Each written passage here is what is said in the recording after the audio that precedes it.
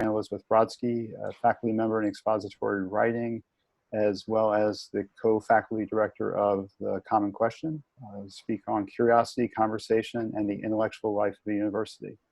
Anne-Elizabeth, welcome, and the floor is all yours.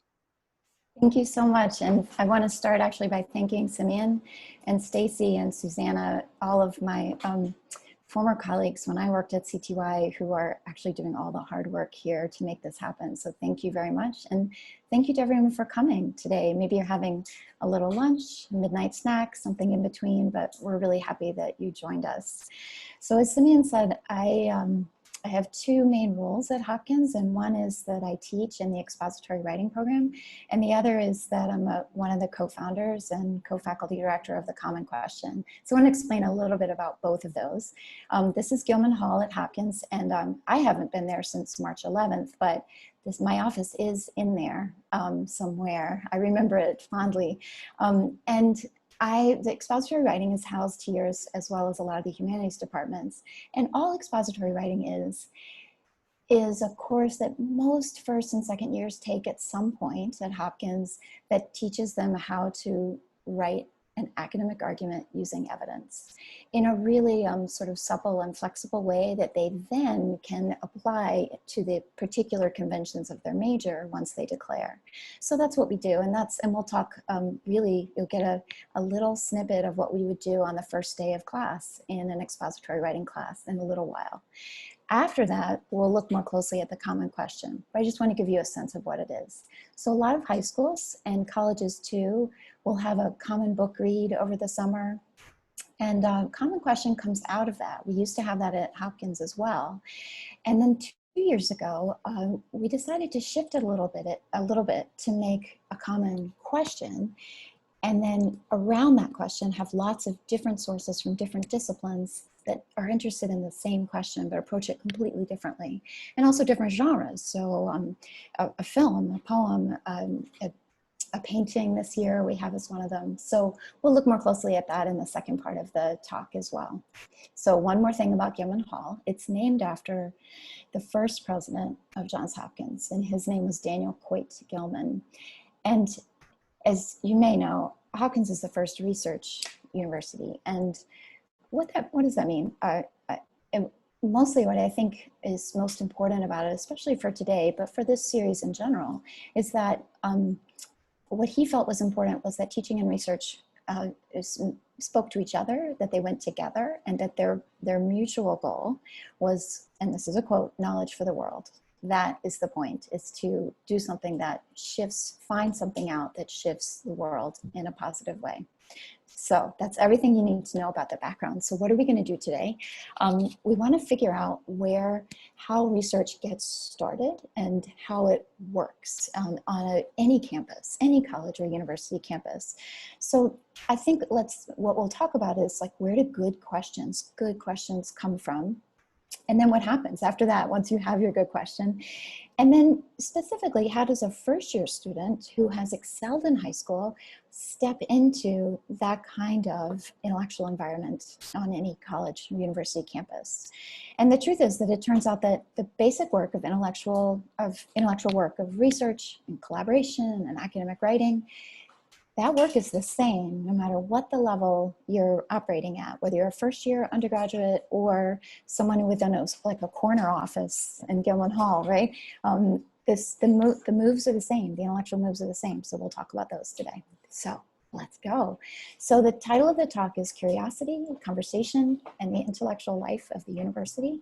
And so let's start with curiosity. Where do good questions come from? It will not surprise you that curiosity is part of that. The thing I want to say about that, in case you're thinking, well, that's obvious. It is, you're right. The thing is that, this is a little bit of bad news, but it turns out well in the end, is that sometimes the curiosity doesn't seem quite so cheerful and friendly as the word curiosity might imply. And for example, sometimes what curiosity looks like in the academic context, and this is all headed towards a really good question, is uncertainty. And that's only just a small step away from frustration, right? So if you can imagine, I'll use an example from my own experience, and my PhD is in English. uncertainty about what a poem means. What does it mean? That's frustrating not to know. Or uncertainty how to solve, a problem. Or a sense that something, you've got an answer, but you sense it's not quite right. Even though maybe even the teacher says it's right, you're like, I don't, something's not quite right. These are all manifestations of curiosity because they all indicate that you have a sense that there's something else there that you haven't found yet, right? Another manifestation of curiosity I just want you to be, ready for, that we are in the midst of right now, is urgency.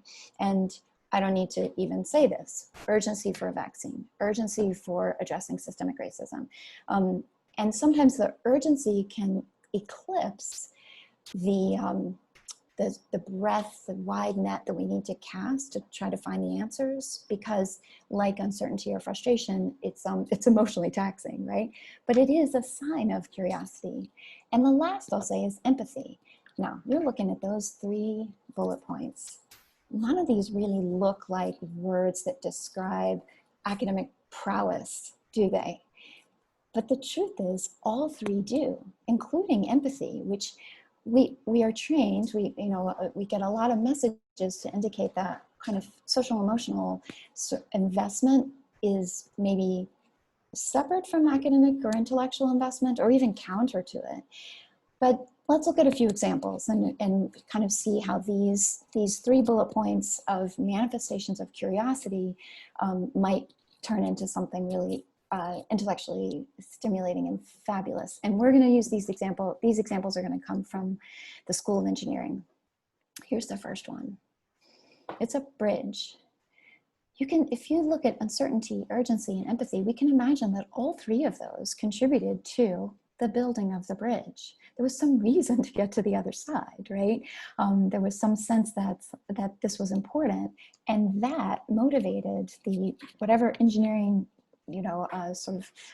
calisthenics, gymnastics had to happen for the bridge to be built. And here's another.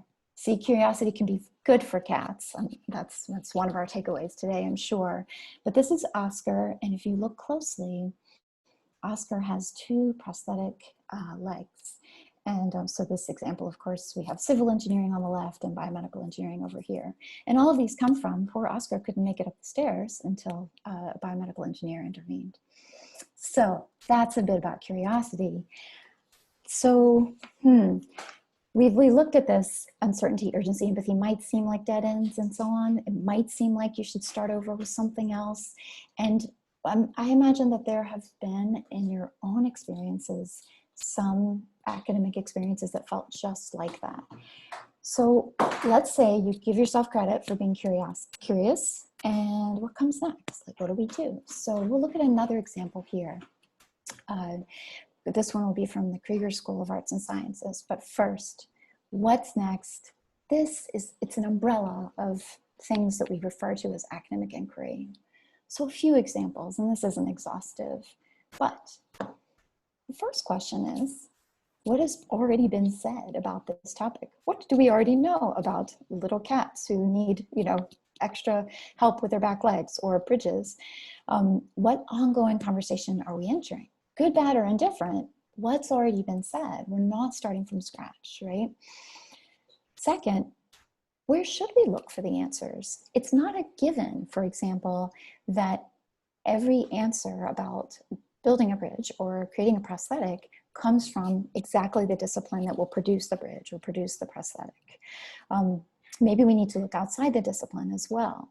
And that raises other questions. What counts as data? What counts as knowledge in terms of the question we want to answer?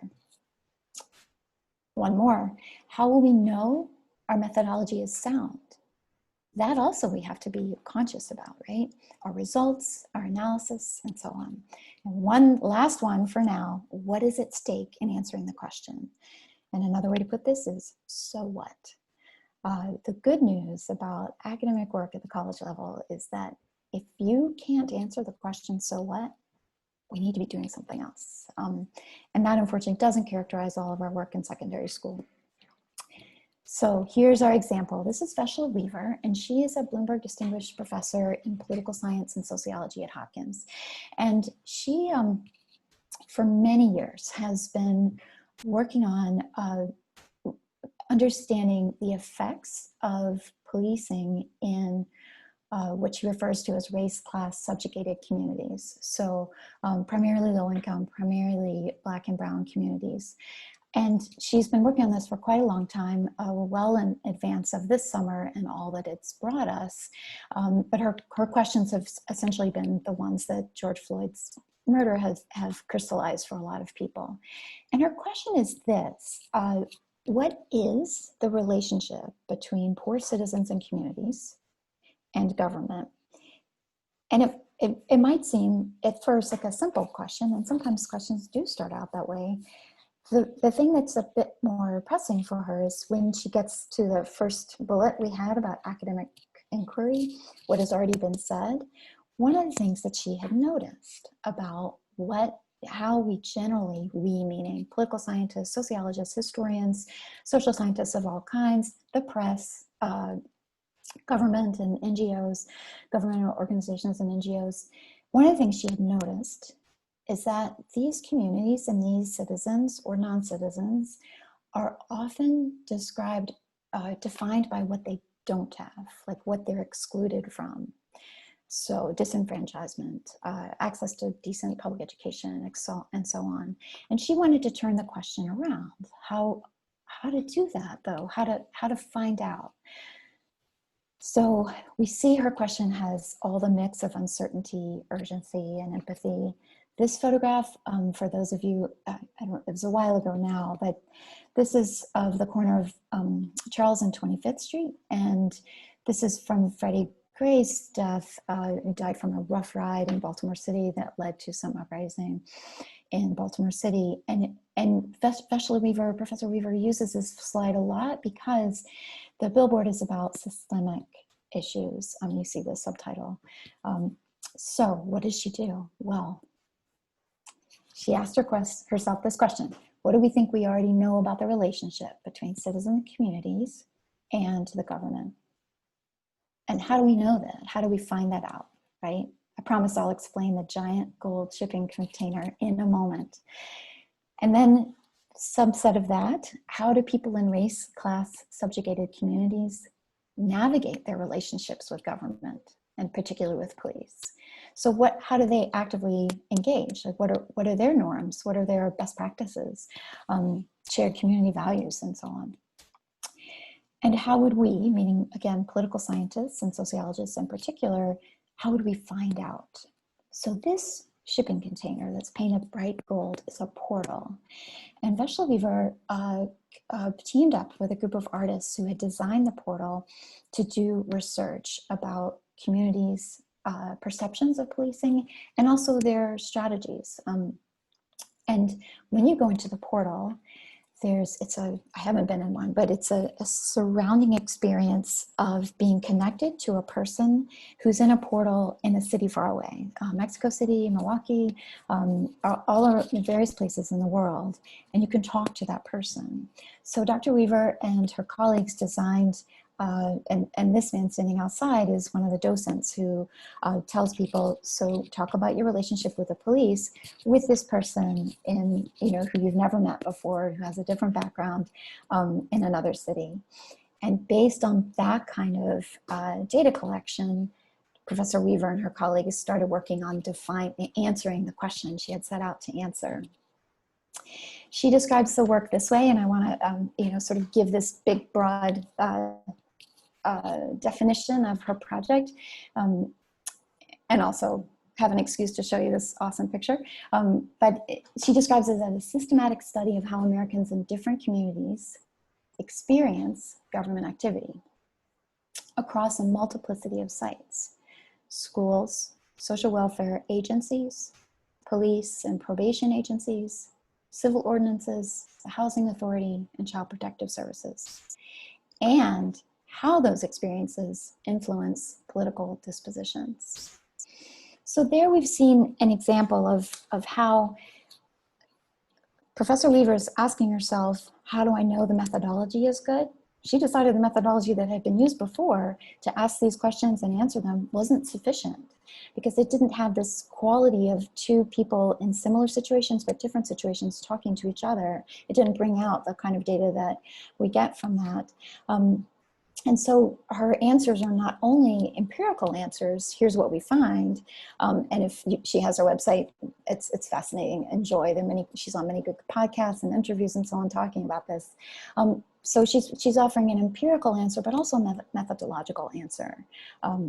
So pretty exciting. So we've talked about curiosity. We've talked about how Professor Weaver in particular is modeling how we might enter an ongoing conversation about a topic about which she had curiosity. So the question here now is, all right, so how does say a first year undergraduate enter that world, enter that conversation? What does this look like? So let's start from something that may be familiar. So this is one of the least complicated visual representations of the 5-paragraph essay.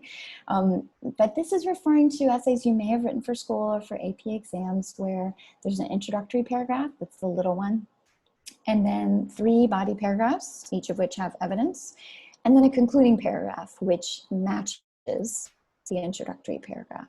So we have a quick poll for here. I'm curious. Have you been taught this kind of approach to writing essays? And you can go ahead and vote now. Thank you, Stacy.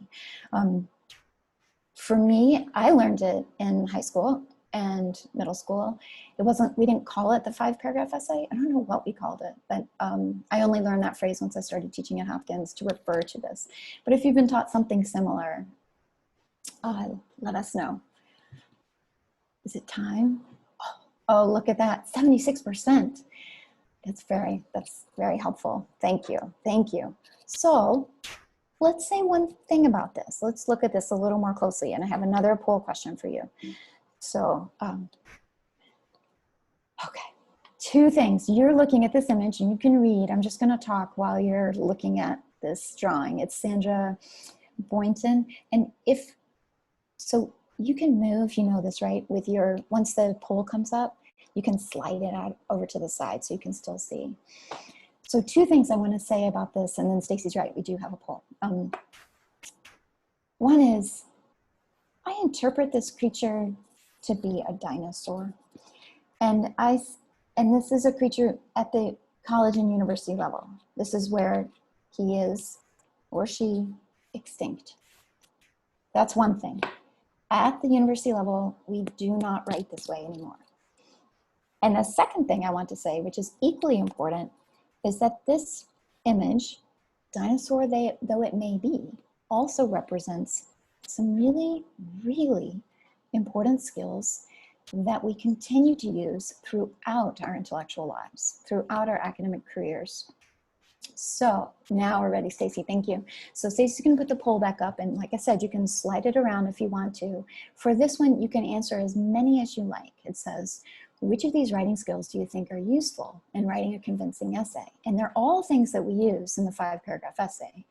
Clear essay structure, use of evidence, clear topic sentences, analysis of evidence, other things. You can click as many as you'd like to click.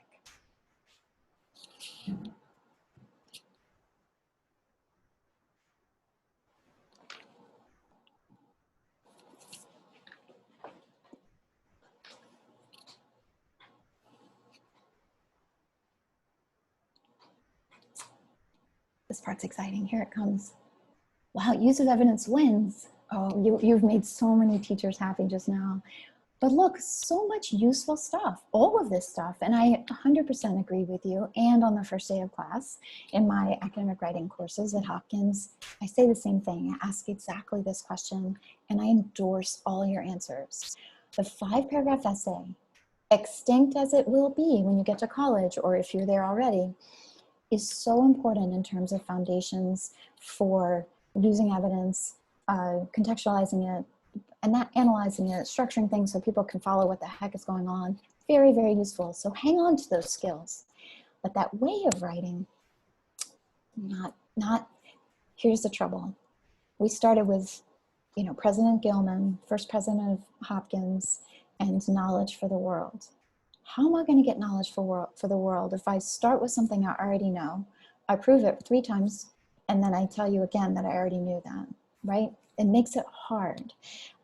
What we need actually is, and it's good news and bad news, but what we need is the thing that makes us feel uncomfortable, uncertain, frustrated, impatient, urgent, or maybe empathetic, right? What we need is a real question, something we don't need to have the answer to yet. And that's not always a happy place to be, but it is a productive place to be. So hold that thought. If you could, if you can reach around, is there a back of an envelope nearby or a little piece of scrap paper? You don't need much and something to write with. If you can reach something, we're gonna look at this image. So this is, I'll tell you a little bit about it and then I'm gonna ask you to use the paper, okay? This is a sculpture in Montreal. And what I'd like you to do is just to look at the whole image. So that everything you see on the screen, I mean, not the little pictures in the Zoom thing, but everything that's in this image. And I'd like you just to write down what you notice. That's it. Nothing fancy, don't get fancy. Just what do you notice on this image? And we're gonna take, and again, now we're on my first day of class, in my class, okay? This is exactly what we do. So I'm gonna be quiet for a few minutes. No, 1 minute. And I just want you to jot down whatever comes to mind, what sticks out to you. Okay, thank you. Go ahead.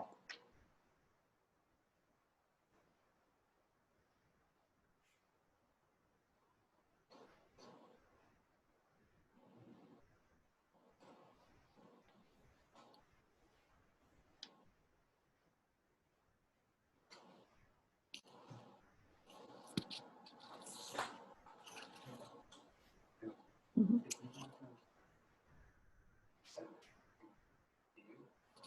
Okay.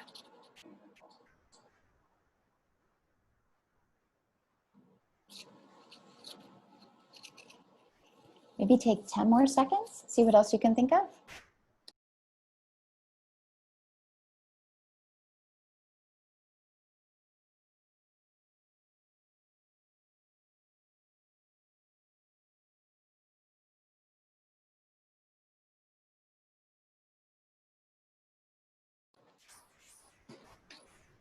Okay, thank you guys. So just take a moment. You can look at your list. And I also want you, I'll remind you, you probably know this, but at any point, if you want to ask questions, you can submit them in the Q&A. If in my regular class, at this point, students would get to read out loud one thing they noticed, and you just keep going around the circle and finding all the things people noticed. We can't do that here, but if you want to comment on this image or anything else, obviously, you could put that in the Q&A, okay? So what we will do, since we can't hear all your comments, I want to get a sense of the things you were looking at. So Stacy has a poll. And again, you can choose as many as apply to you. But did you find that when you were noticing things about this image, were you focusing on I'm sorry, you can choose 3, up to 3. The individuals one by one, or more of them as a group? Like, which way were you looking at it? Were you focused on the body language, or more on the, or both, clothing and hair and facial features, maybe lack of shoes? I will include that with clothing, right? Were you noticing what's around the statue? Or were you looking at something completely different from this? So go ahead and you can choose up to 3. Thank you. The figures as a group, wow. And lots about the body language, me too. There's lots of everything. I'm so curious about this, something else entirely. Of course, that's the way it goes. I would say for my Hopkins students, it's a similar, there's certainly the group dynamic is really, really, it comes to the forefront in their observations. So, and I'll just say a few things that people tend to say. about that, and I know there's much more. So in my class, this would be like a happy 20 minutes or so of our day talking about this image. But for example, we have 3 people and they're all leaning into each other. A lot of students will talk about like the kind of intimacy, like how closely they're sitting, and that one is speaking and the others are listening, but they're sort of their body language is quite different. People talk about like crossed legs and not crossed arms and not crossed. This gesture of it being important, and the sense that all 3 seem very invested in this, but in quite different ways. And as we keep discussing it, what we come to, and this is, you can see a little more of the context in this image, what we come to is that this I take to be kind of an emblem for academic conversation. Someone is saying something, other people are listening, everybody cares about how it's going to go, right? There's nothing sort of neutral or indifferent or objective or competitive. Well, it might be all of those things, but there is also a sense that it matters how this ends up. And there's an important place for silence too, for listening and thinking about something. And it happens in the world. It happens on op-ed pages, it happens all over the place. So here we are in this garden. This, as you can see, is Rosamie Boulanger is a sculptor in Quebec, and this is a public sculpture. I think it's like especially encouraging if you're younger than 52 right now. Anybody? I'm sure there may be a few in the audience who are younger than 52, and you are like, I don't know what I'm going to major in. I just look at her. You don't have to worry about this right now. It's going to be okay. She changed careers at the age of 52 and started doing these amazing rounds and bronze and so on. So in any case, so we take this as our emblem for what academic conversation looks like, what academic writing looks like. So we'll get more technical now. Are you ready? So I'm going to rely on this book by Gerald Graff and Kathy Burkenstein. It's called They Say, I Say. It's the concepts of it are terrific. It's an expensive book and it's meant to be bought like for a class. So pretty much what I'm giving you today, and then if you Google, they have a website. I just don't think you need to purchase it. That's all I'm saying. Kathy Burkenstein and Gerald Graff boil down academic conversation to 3 moves. The first one is they say. What's already been said about this question, this topic, this problem, this puzzle? And then what is the author? Is it the student, whether it's the student writing the paper or a professor publishing something? What does the author say? That's I say. And you guessed it, so what? That's it. This is academic argument right here. And so again, let's take an example and see how it works. So our example is going to come from the journal Nature. And Nature is a top shelf science journal. And if you publish in it, I want you to email me so I can read it. I'll congratulate you. And this article is called The Contentious Nature of Soil Organic Matter. Think about that. The contentious nature of dirt. That's what this article is about. So it turns out dirt is contentious, and we're going to find out why. So this is an image of what it looks like in the journal, but it's quite hard to read, so we won't have to read it. This is the abstract in gray, and the abstract is just a quick summary of the article, but I retyped it so we can actually read it together. So what we're going to do with this abstract is I'm going to read it to you, and I'll ask you just to listen for they say, I say, and so what? Where do you hear it happening in this abstract? And I'll say right now, this is a well-written abstract. It's a good one, okay? We're not setting them up to be, it's not obtuse, thank goodness. So hang on, I have to move little things so I can read it. Well, I hope I don't break it. Okay, I didn't break it. The exchange of nutrients, energy, and carbon between soil organic matter, the soil environment, aquatic systems, and the atmosphere is important for agricultural productivity, water quality, and climate. Long-standing theory suggests that soil organic matter is composed of inherently stable and chemically unique compounds. Here we argue that the available evidence does not support the formation of large molecular size and persistent humic substances in soils. Instead, soil organic matter is a continuum of progressively decomposing organic compounds. We discuss implications of this view of the nature of soil organic matter for aquatic health, soil carbon-climate interactions, and land management. In my class, we also read it out loud, okay? The reason for that is it's science of learning stuff. To see it and to hear it both helps you sort of integrate it for yourself. Okay, so we have they say, I say, and so what? So I'm gonna start, you'll have a chance to, you get one more poll question. I'm gonna start with they say. I know I took the easy ones. Long-standing theory suggests that is what has already been said about soil organic matter. People think that it's inherently stable and has chemically unique compounds. And then the authors come along and they say, we, here we argue that the available evidence says something else. And instead, here's our answer. We're gonna fix it. Very nice. What? Okay, so we've solved the middle three sentences. What I'd like to ask you in a moment is what to do with those other two, the first and the last. But before we do, just to confirm, you know, what we just talked about, look at that.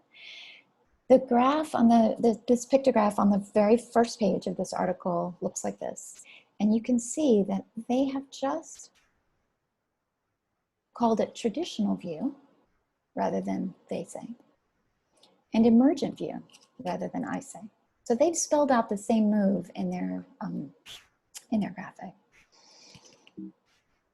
Okay. So this one is for you.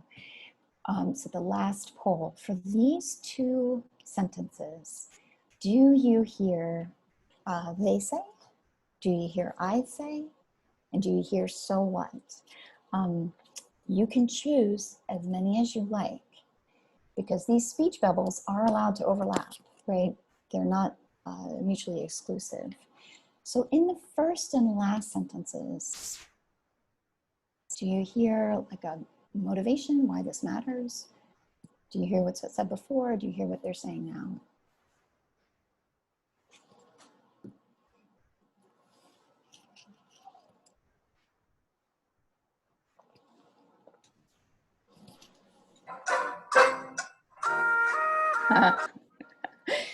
Just a little snippet, just so it's stuck in your head. You know, that's all you need, just a little snippet. Okay, you guys ready? Wow, yes, and the answer is yes. It's all there. The so what, let's start with so what, since that's 67% right there, is in the last, the word implications, right? Why does this matter? Well, it's gonna affect how we deal with, you know, what we're doing about carbon-climate interactions and so on. But also, as you can see with the orange, we have so what in, I'm sorry, with the blue, we have so what in the beginning. And we have also like old information in the beginning, and we have we discuss, which is I say. So there we go. We have all three moves in this abstract. We know where things are headed, and the rest of the article explains how and gives the details, right? So, all right, here we are in the intellectual life of the university, the last section of our talk, and then there'll be time for Q&A.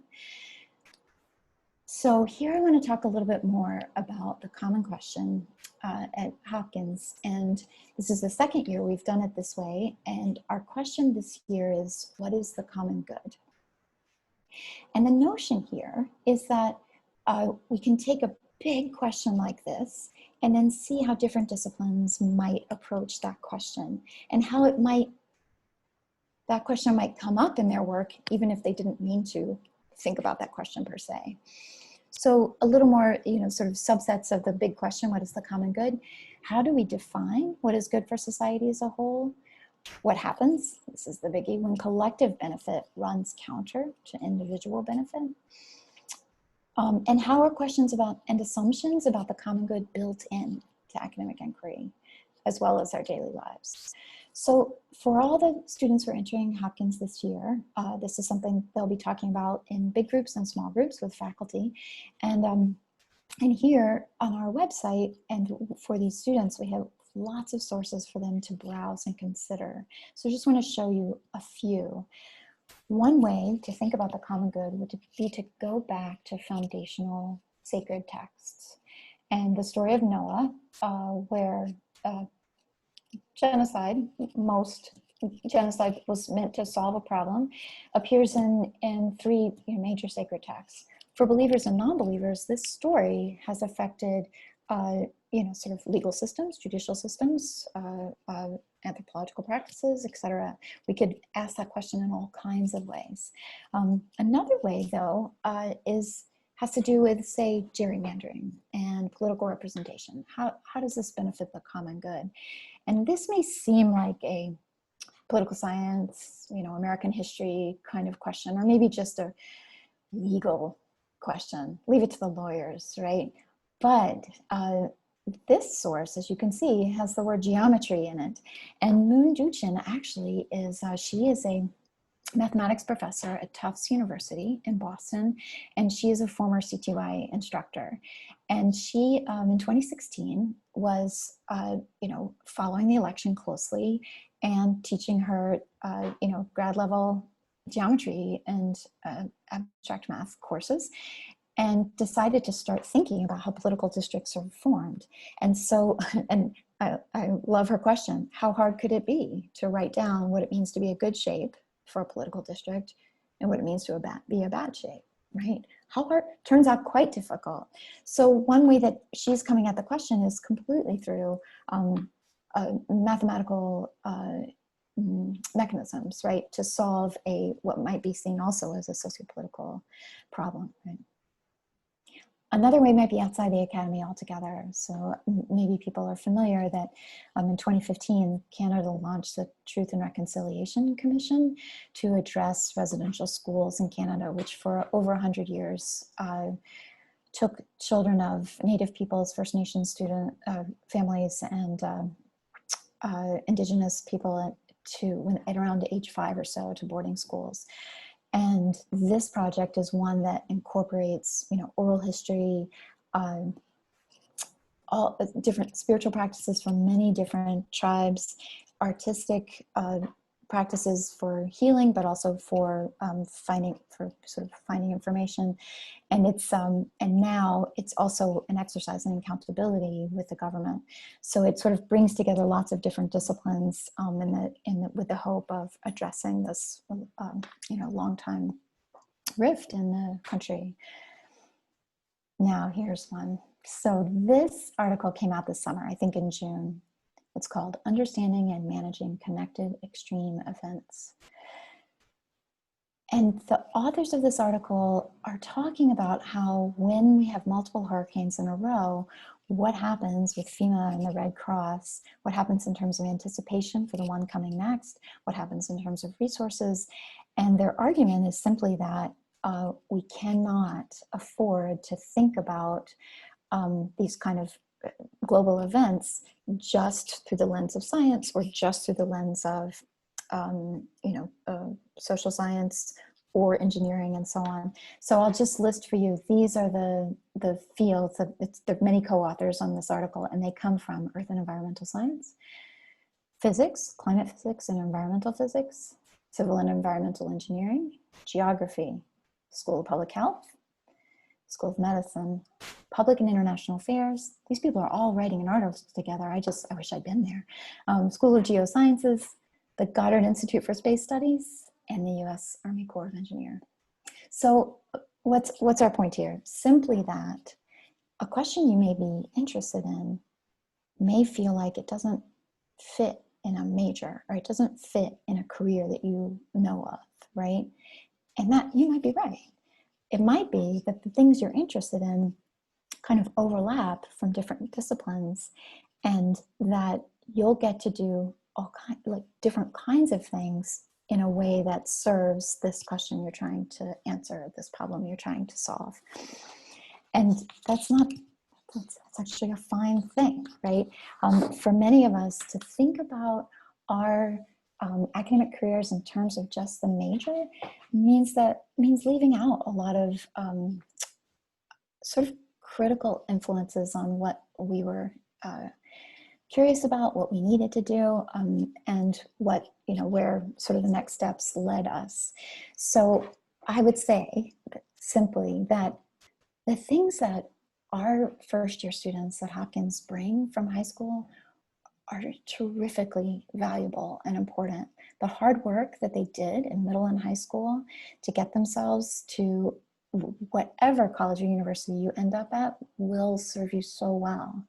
And maybe the hardest thing will be simply letting go of that habit of success and knowing the right answer all the time, and embracing some of this curiosity, not always so pretty, manifestations, and listening to what other people have said and thinking, really stepping back from it to think about it, and then jumping into that conversation.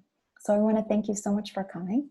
And I think I give it back to Simeon right now. Thank you so much. So Anne-Elizabeth, thank you very much. A reminder to those people who are in the audience, if you have questions, please put them in the Q&A. We do have a few to start off with, but one that I actually have, Anne-Elizabeth, just to provide some context. Can you describe the students, your typical students in your class when they're coming in, both in terms of their backgrounds and majors, but also what they are, what they feel about being in an expository writing class? This is true. So my students in expository writing, our classes are capped at 15, and our students are all mainly first years, and nearly all the pre-med students at Hopkins take expository writing. And that's, especially in the early years, that's a significant percentage of the student body. And so in my classroom, what I teach the intro class, and my students are largely STEM. When I say largely, let me be really frank with you. I think I've had 3 or 4 humanities majors, and I've been teaching there since 2007. So it's a STEM world in our classroom, and lots of engineers and lots of pre-meds, but also lots and lots of public health students. And so it tends to be a group of people who don't trust themselves as writers, and have maybe incorporated the notion that they are STEM people, and perhaps incorporated the notion, therefore, that there's such a thing as STEM people and other people. And so part of what we do is figure out that there's an internal logic that's working in every building on campus, in every department, which has to do with learning some new skills, some new information, obviously, learning new things, and then asking questions about it and going from there, right? That's sort of what every department is doing. And in our classes, we're learning how to narrate that process in an academic paper in a way that invites other people to understand. So one of the things we do is undo some of the habits that understandably all of us have around academic writing. For example, if you think of academic writing, anyone will immediately think that it's turgid, boring, polysyllabic, uses the passive voice, and we hope it'll be over soon, right? That is the stereotype. And for some of us have been trained to write that way, and trained to think that we should impose that on other people. That is not the philosophy of expository writing at Hopkins, nor at other schools, who have similar programs. Our philosophy is, do you understand it? Do you have something to say about it? How will you convince your reader? This is what we're going to do. This is how we're going to write. So one of the joys of my job is helping people be less fearful about writing, which partly is just redefining for them what writing is going to mean. I too would feel fearful if I had to write something that I wasn't sure I would understand, right? So I think you started to touch on this, and you mentioned this word skill. So we hear a lot about how important writing is as a skill. I mean, clearly it is, but in a bigger sense, the question is, why is writing and what it implies central to all majors and disciplines, or even thinking about the university as a whole? And I know there are a lot of conversations at Hopkins around this question, but how would you answer? I think that the way we've talked about writing today, and the way that we talk about it at Hopkins, is not focused on the final polished product. It's focused on the process of writing, which is equivalent to the process of thinking. Well, teaching too, that's fine. But thinking and writing go together. And so one habit that we really try to help students lean into and embrace is to start writing before they know what they're going to say. And many of us have learned in various contexts that you should think it up and decide what the answer is, and then sit down and write it. But the process of writing is a process of thinking. And I mean, we have talked about renaming the program something like critical thinking and writing, because they're indistinguishable. And part of what it means to get over a fear of writing is to unleash some of the cognitive power inside of these students, which is trapped if they don't let themselves write when they're still thinking about it, right? So the process of writing can really, what's the word? Like accelerate, but I don't mean faster, like volumize, like, a good conditioner or something, right? Like the power of the critical thinking that's going on. So writing and thinking go together. And so there's that sort of like, philosophical way of thinking about it, which I think is crucial. I certainly learn every time I sit down to write something, what I'm saying gets better than it was when I started, because I'm writing. The other thing is very practical.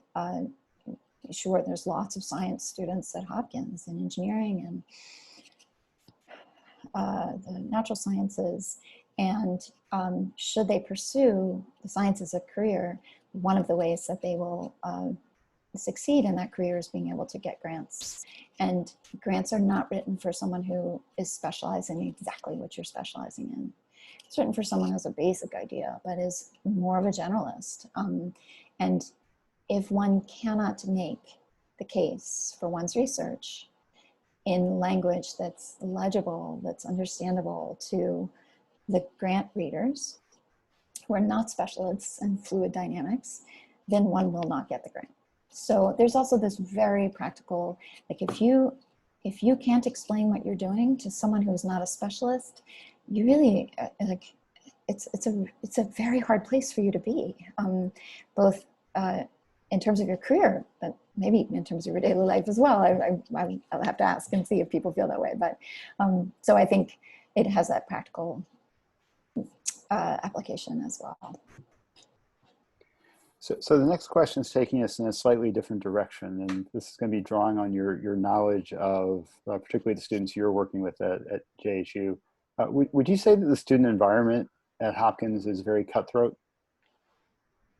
No, but I think that there are lots of students who are worried that it will be cutthroat, and that worry, that kind of wariness, it takes its own toll.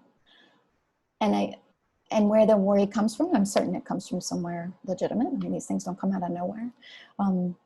But my experience is that, and because my classes are so small, we have individual conferences about every draft. I always ask, how are your other classes going?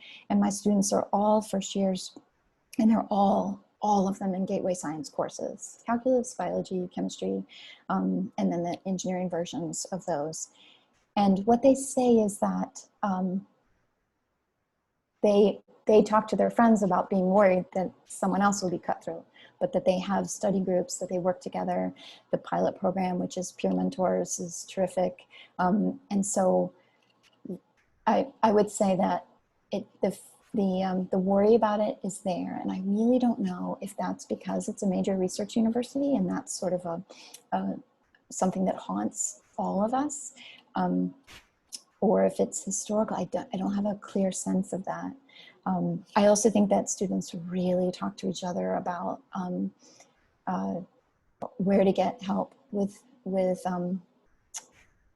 in terms of which faculty to go to, which TAs. Like, they're very, collaborative in that sense about where to find help. And I think that it's gotten, when I started in 2007, I wouldn't have answered this question. So I wouldn't have gone straight to the no, it's not cutthroat. That is the case. And in 2007, I feel like it was different. I had a student who decided to go to nursing school rather than medical school. And she did not feel she could tell her, not her close friends, of course, but her sort of general circle, because this was seen as a, sort of a step down from going to medical school. And one thing that Hopkins is trying to do right now really emphatically is to try to use the word pre-health, not pre-med, because maybe you're going to dental school, maybe you're going to vet school, maybe you're going to nursing school. Please, we need good healthcare workers. Please go, if you're interested in this, we need you, that needs to be our approach. So the next cluster of questions, I'm going to pull these together because I think that there is a common theme to them. So if you just bear with me for a second, the first is, what if I don't know what I say? So how do you help students find that space, find that voice? And I think you gave some hint to what your answer might be a little bit earlier, but connected to that, as you're talking, one of the people listening was thinking that students should be expecting to engage in research at some level from the first day they arrive on campus. Mm-hmm. What can they do if they don't feel comfortable with that? What kind of resources are available? How do you, what's that transition and support like? You mean if you're interested in doing research, you'd like to feel like you could? Well, you feel, right. So it is more, you feel that you are expected to, and you don't feel, much like you don't know what you say yet, you also don't feel like you know. Yeah, thank you. And let me say, when students arrive on campus, whether it's virtual or real, for their first semester, I think the number one expectation is that just please ask for help wherever you need it. From your RA, your faculty member, your friends, your family, that's the expectation. That's it. There's so many transitions that are happening in the fall of a first year of college. It's sort of staggering to think about, to suddenly sharing a room with someone you never met before and eating this different food, and classes are at different times on different days. That's different for most people coming from high school. There's so many things going on that all we can say is, look, do your best, ask for help. That's it. Research, sure. You're here for 4 years. It's fine. There will be time. So I would try to remove that pressure. Doing undergraduate research is a wonderful thing about Hopkins, and many other schools have that opportunity.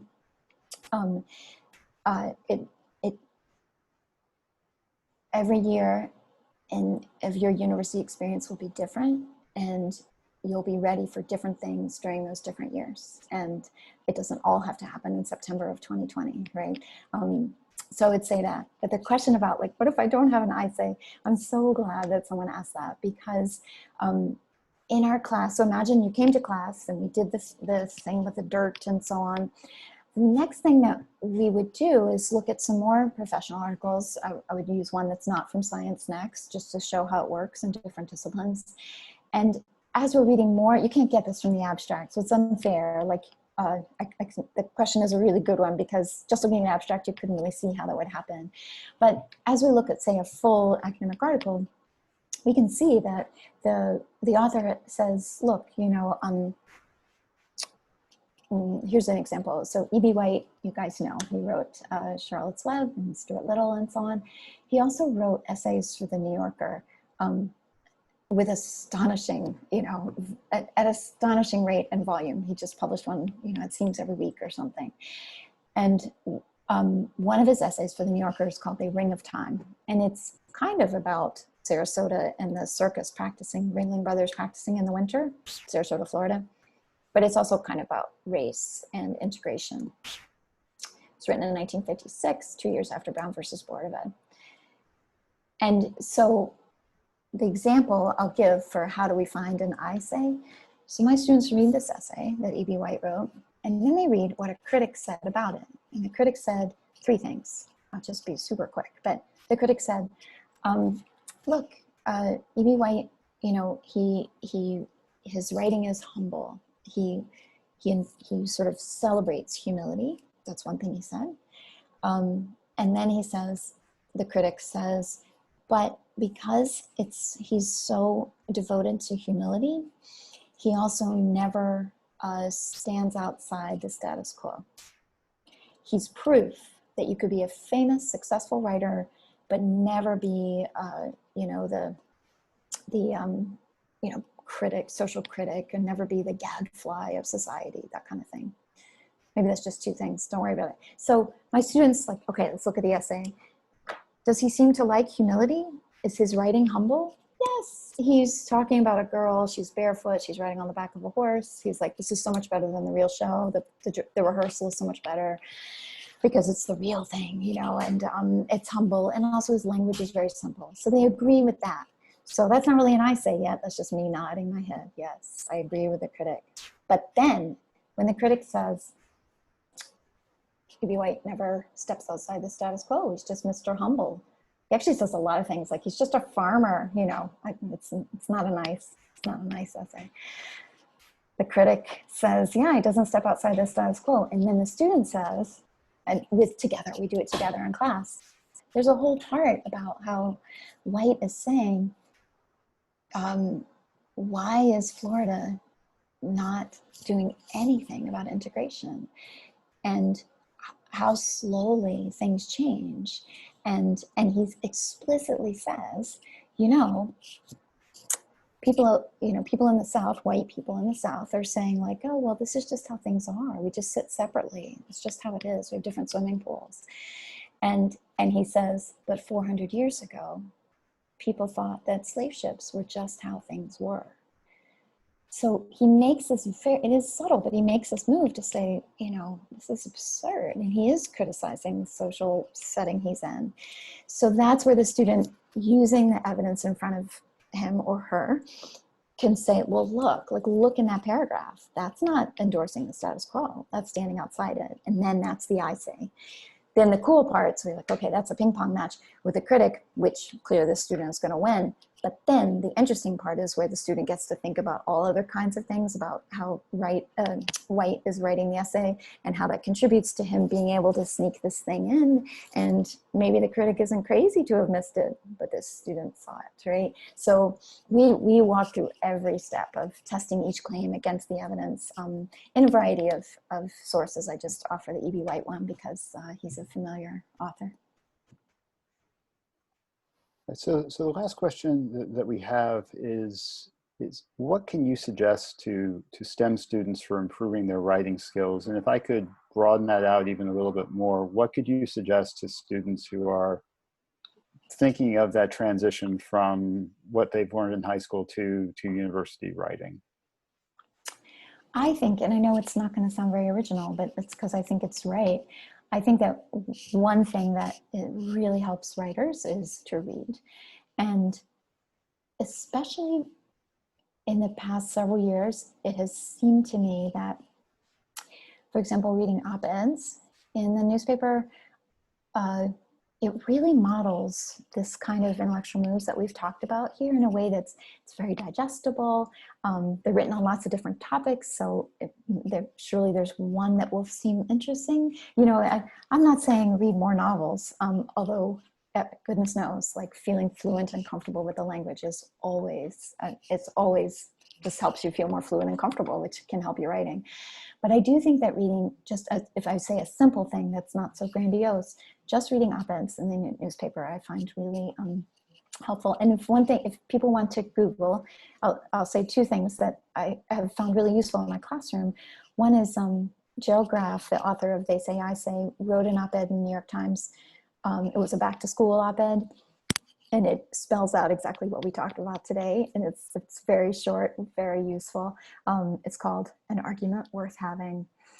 And one other is that if you remember the whistleblower, I don't know, Simeon, do you remember when that was? But in the Trump White House, anyway, one of our colleagues at Harvard who did expository writing program at Harvard wrote an op-ed, and the title is "The Whistleblower Knows How to Write." And she explains why the whistleblower's letter was so clear. She sort of goes through and says, and that's kind of a nice thing to read because she's explaining why it works, like why it's clear. She's sort of showing you the back, it's a backstage pass to how the whistleblower wrote their article. One more, can I say one more? There is this great article about Mr. Rogers. I think it's in the Atlantic, but Mr. Rogers was very, very particular about the language, the scripts for the show. And his team called it, his language, they called it Fredish, like for Fred Rogers. And this article in the Atlantic, which I think if you Google Mr. Rogers in Atlantic, it'll come up. But it's about, it gives an example of, Mr. Rogers wanted to talk to children about getting your blood pressure taken. And so it gives an example of how the language, how he edited the language so that it wouldn't mislead kids or frighten them because they misunderstood what it, what the, what's the word, the particular local meaning was. And it's really interesting. And I know that's not the kind of writing that you guys will be doing, but that kind of sensitivity to it, I think is terrific. So. And I would just circle back to the other thing that you said, which is don't just write what you think, write to think, to help you with yes. Mm-hmm. just that process of getting words to paper and getting used to that. Because I know with our colleagues in the medical school that one of the things they're looking for with incoming, as they're trying to sort through all the pre-health majors to see who can get into a Hopkins Medical School, they're looking for who can communicate clearly, that really matters, who can connect to patients because they're able to explain things in very clear and empathetic ways. So, well, Anne-Elizabeth, thank you. Thank you so much for taking the time. A reminder to all the participants, this has been recorded and will be up on CTY's website roughly a week after this event. So probably by next Tuesday, I think it will be there. And we hope you've enjoyed your time with us, and we hope you join us again toward the end of August with our next speaker. Thank you so much. Thank you so much.